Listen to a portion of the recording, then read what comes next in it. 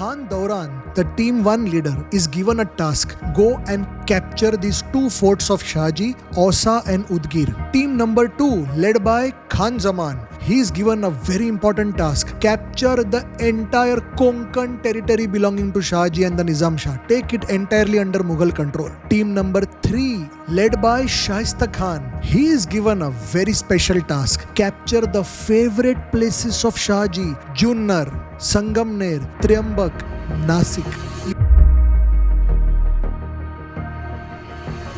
Now I'll take you slightly back, few days back, March 1636. Do you remember these three teams which were created to attack Shahji? These three teams were having a clear focus: attack and capture Shahji. So when these three teams were commissioned with their respective tasks, the Mughal Adil Shahi treaty was not yet finalized, right? So now I want to talk to you about team number 2, that is led by Khan Zaman. Now Khan Zaman had a very personal grudge against Shahji because right since Daulatabad incident, Khan Zaman was involved fighting against Shahji. So Khan Zaman takes it upon himself to hunt down Shahji. But Shahji very cleverly keeps running away from him and dodging him, trying to protect himself. So Khan Zaman is now on the hunt. But Shah Jahan at that time had clearly ordered all three teams, come what may, do not enter the Adil Shahi territory. No. Right now your only task is to capture Shahji, who is there somewhere within the Nizam Shahi territory. Don't enter the Adil Shahi territory. So Khan Zaman was on the hunt for Shahji. He was not allowed to enter the Adil Shahi territory. So as Khan Zaman was on the hunt for Shahji, he was not able to capture him. But meanwhile,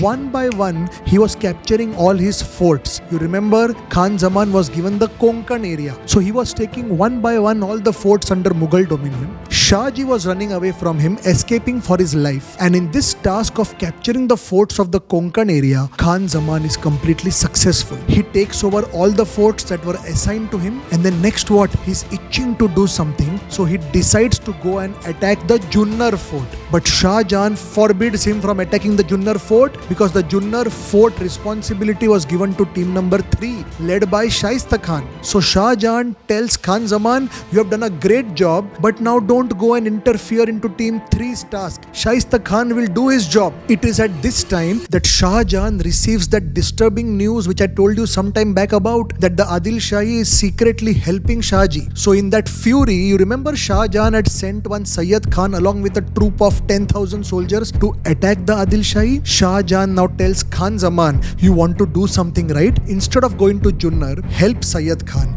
join his troops and attack Adil Shahi. Khan Zaman is ecstatic with happiness. He says, wow, what an opportunity. He then takes his troops, joins Sayyid Khan and starts attacking Adil Shah. In fact, it is after this attack, right, that Adil Shahi goes and begs for mercy and peace, and then the treaty is finalized. And now, as soon as the treaty is finalized, Adil Shah sends a tribute of, remember, 2 million hones to Shah Jahan. As soon as the tribute reaches Shah Jahan in Daulatabad fort, Shah Jahan then sends an order to Khan Zaman, stop attacking the Adil Shahi territories now and now come back to Daulatabad fort. As soon as Khan Zaman comes to the Daulatabad fort, Shah Jahan, who is very pleased with the services of Khan Zaman, awards him a title Bahadur. Bahadur Khan Zaman. And now this Bahadur Khan Zaman is given green signal by Shah Jahan to go and attack Junnar, because now the only thing that is left to be accomplished in this entire mission of Shah Jahan, remember, he has himself marched from Agra to the Deccan. His objectives of Adil Shahi and Shahji and Nizam Shahi, Adil Shahi is accomplished. Nizam Shahi is also accomplished because via the treaty, the Nizam Shahi is over now. The only objective now left is to take care of Shahji, because Shahji is still at large. Till the time Shahji is captured, Shah Jahan says my mission is not completely achieved.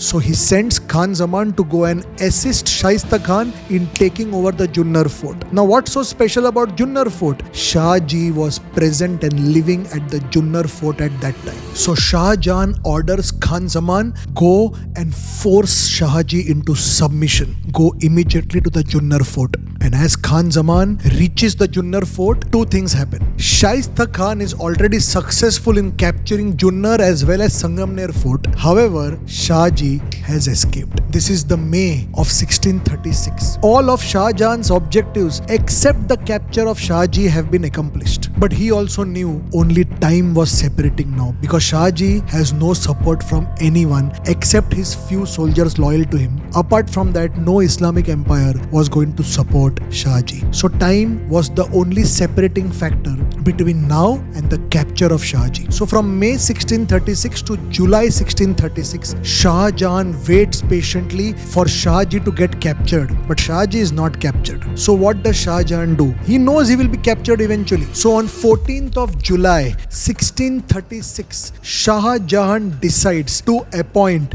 a brand new Subedar of the Deccan provinces of the Mughal Empire. The first Subedar of these Deccan provinces of the Mughal Empire I spoke to you about was Mahabat Khan.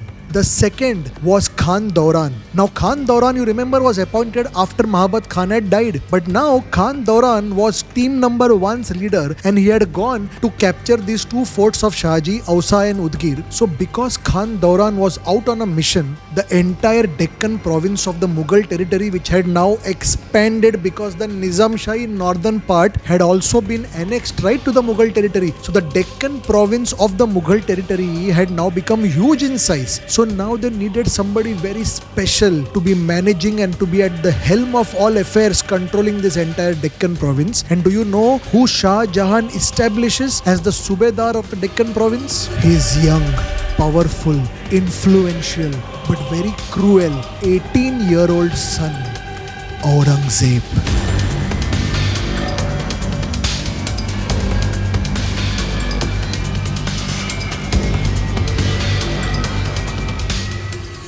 Aurangzeb is now given the entire charge of the Deccan province of the Mughal Empire. He was just 18 years old, but he had already started to display various competencies in ruling and administering provinces. And eventually, as you will see, Aurangzeb will turn out to be the most cruel Mughal emperor ever to have walked on the soil of India.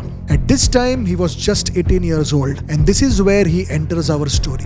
So an 18-year-old Aurangzeb now takes charge and becomes Subedar of the Deccan province, and Shah Jahan marches back to Agra. And as he's marching back to Agra, he receives another good news that team number 1, Khan Dauran, has achieved his objective. He has captured successfully the forts of Ausa and Udgir.